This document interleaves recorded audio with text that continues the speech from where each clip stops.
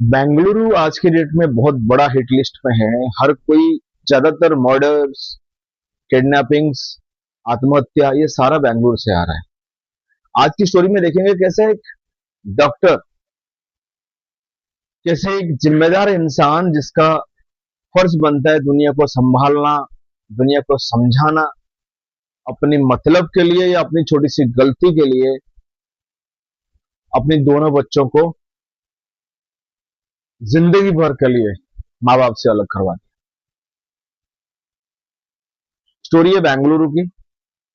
बेंगलुरु में डॉक्टर रेवंत, उनकी पत्नी और दो बच्चे। एक बड़ा बेटा जो 7-8 साल का, एक छोटी बेटी जो 6 महीने की। ये चारों की एक खुश भरी सुखी जिंदगी थी।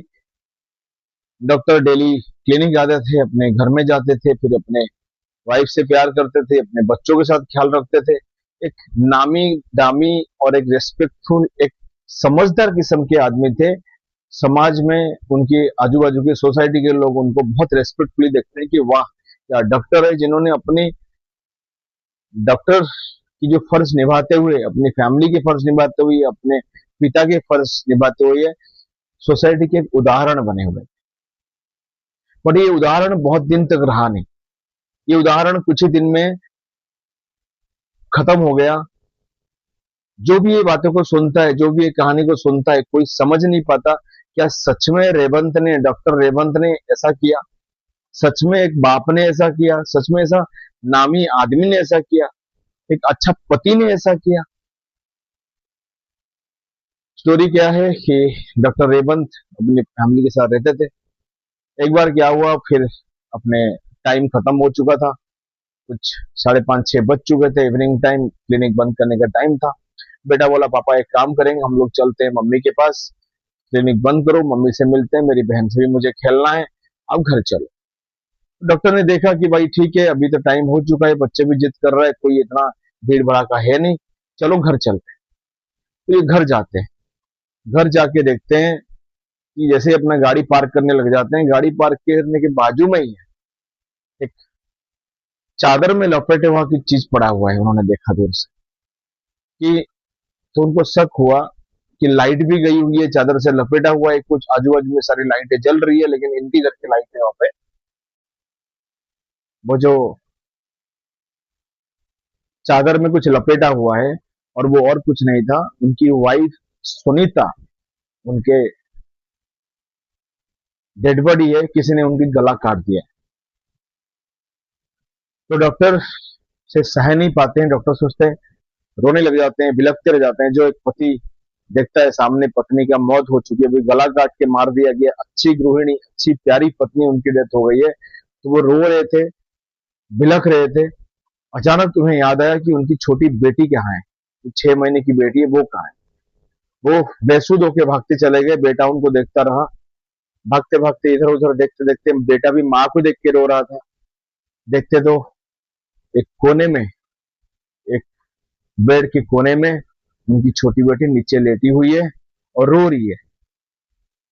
भगवान का शुक्र अदा किया उन्होंने, प्रभु भगवान ने अच्छा किया, बचा लिया मेरे बच्चे को, उसको लिए। तो ऐसे रोने लगे, बहुत तेज रोने लगे, ऐसा लगा मैं दुनिया ही लूट गया। बच्चे के रोने और डॉक्टर रेवंत की रोने की आवाज सुन के अड़ोस पड़ोस इकट्ठा हो गए। देखा कि ऐसा है, सुनीता की मौत हो चुकी है, डॉक्टर रेवंत के जो वाइफ है उनकी मौत हो चुकी है, इन्होंने मर्डर कर दिया है। तो उन्होंने सडनली पुलिस स्टेशन फोन किया। पुलिस स्टेशन फोन करने के बाद जब 15 से 20 मिनट के अंदर पुलिस आगे पहुंच गई। पुलिस आगे पहुंचने के बाद इन्वेस्टिगेशन चालू हुआ। डॉक्टर से पूछताछ किया गया। डॉक्टर उस हालत में नहीं थे कि जवाब दे सके, लेकिन डॉक्टर से पूछताछ किया गया कि क्या हुआ, माजरा बताइए, चोरी हुआ है, कुछ हुआ है? पूरे घर उलट बिलट हुआ था, पूरा घर गंद हुआ पड़ा था, पूरा सामान निकाला हुआ था, ऐसे कुछ चेक किया गया है। तो पुलिस ने जब चेक किया, उसमें कुछ 1.5 तोला सोना, कुछ एक हार है वो गायब था, काफी सारे पैसे गायब थे, काफी सारे सामान गायब था। तो जो जो उन्होंने लिखवाया पुलिस ने लिख लिया और अपना तफ्तीश चालू कर दी। बट उस दिन खत्म हुआ। दूसरे दिन भी डॉक्टर की हालत खराब थी, तो उन्होंने, पुलिस वालों ने उनको इन्फॉर्म नहीं किया, ना पूछताछ किया। तीसरे दिन पुलिस स्टेशन में उनको बुलाना पड़ा क्योंकि केस के आगे बढ़ाना है। तो वो पुलिस स्टेशन से बात किए, पुलिस वालों ने उनसे बातचीत की है, सब चीजें क्लियर हुआ, बताया कहाँ कहाँ क्या क्या हुआ था। तो डॉक्टर साहब ने बताया कि ऐसे शाम को 6 बजे मेरी उनसे लास्ट बात हुई थी, उसके बाद मेरी पत्नी से मेरी बात नहीं हो पाई। तो ऐसे ऐसे करके जो जो चीजें वो बता रहे थे वो चीजें किया गया। सीसीटीवी के अंदर, जो घर के अंदर सीसीटीवी, कोई आने जाने का कोई निशान ही नहीं है, ना हिसाब है, ना कोई आया है। ऐसे करके पुलिस इन्वेस्टिगेशन चालू करी है, तो पता चला कि 6 बजे डॉक्टर साहब ने कोई भी फोन अपनी पत्नी को नहीं किया है। जो वो बोल रहे हैं वो झूठ है, बेबुनियाद है, क्योंकि कोई अगर आता तो सीसीटीवी में दिखता, कोई अगर फोन करते तो कॉल रिकॉर्ड में भी पता चलता। तो ये सुन के पुलिस बोला ठीक है, हम लोग इन्वेस्टिगेशन करके बात करेंगे।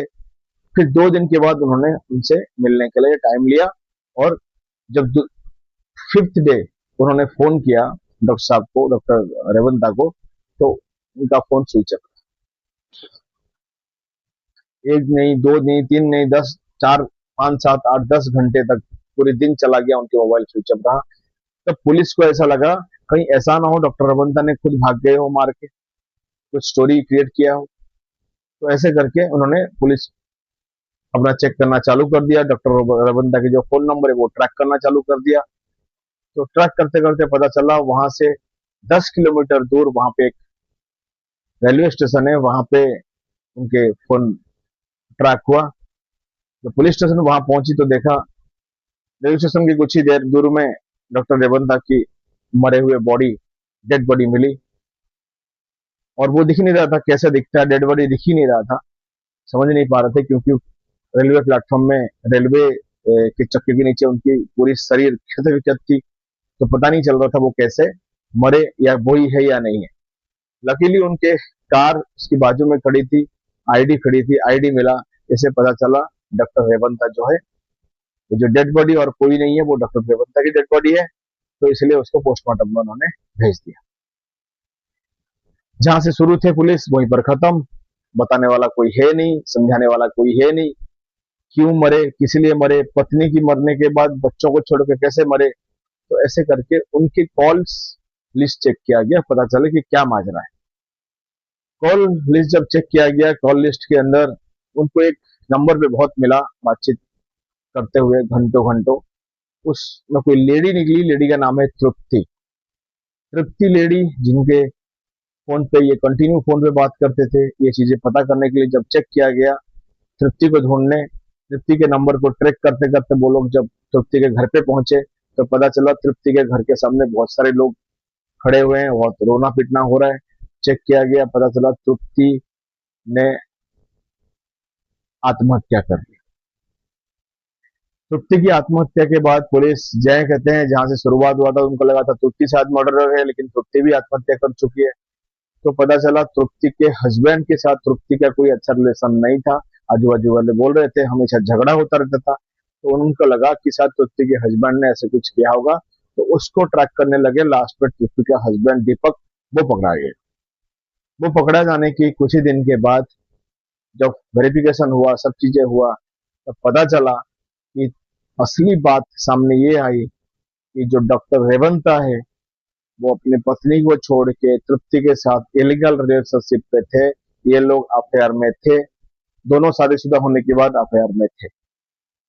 जब तृप्ति ने उनको प्रेशर दिया कि तृप्ति मुझसे शादी करना पड़ेगा आपको, मेरे पति से मैं अलग होना चाहती हूँ, आपसे प्यार करती हूँ, तो तृप्ति को जवान देते देते चिड़चिड़ा होकर पूरी परेशान हो गए थे। तो तृप्ति के कहने पे उन्होंने अपनी पत्नी को मार डाला, वो भी दिन में 4 बजे आके।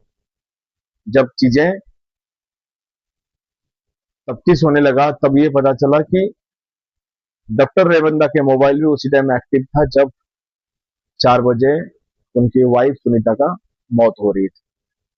तो 4 बजे जैसे भी उनको पता चला कि मौत हुई थी, इन्होंने ही मारा है, तो फिर सुनीता को किसने मारा। तो उसके हस्बैंड को पकड़ा गया, मारा पीटा गया। तो पता चला सुनीता को के पास से एक लेटर मिला। उस लेटर में लिखा है वो आत्महत्या कर रही अपनी मर्जी से, क्योंकि डॉक्टर साहब ने उसको बोला अभी एक एक चीजें करके सारा चीजें निकलेगा, मैंने जो मेरी वाइफ को मार दिया, अब पुलिस आपके पास आएगी। तो जो तृप्ति है वो अपने पति से बचने के लिए, पुलिस से बचने के लिए अपने आप को मार दी। और अपने आप को खत्म कर दी। फिर पुलिस के पास कोई ऑप्शन था नहीं, उन्होंने अपने उसके हस्बैंड के पास गए, तृप्ति के हस्बैंड ने सब कुछ बता दिया कि इन दोनों के बीच में अफेयर था, काफी साल से था। उसने खुद रंगे हाथों पकड़ा है। बट जो को तो पहली बार ऐसा कुछ हुआ कि इतने बड़े मर्डर केस में, रनिंग मर्डर केस के अंदर पुलिस को कोई अपराधी नहीं मिला, बिना अपराधी का केस क्लोज करना।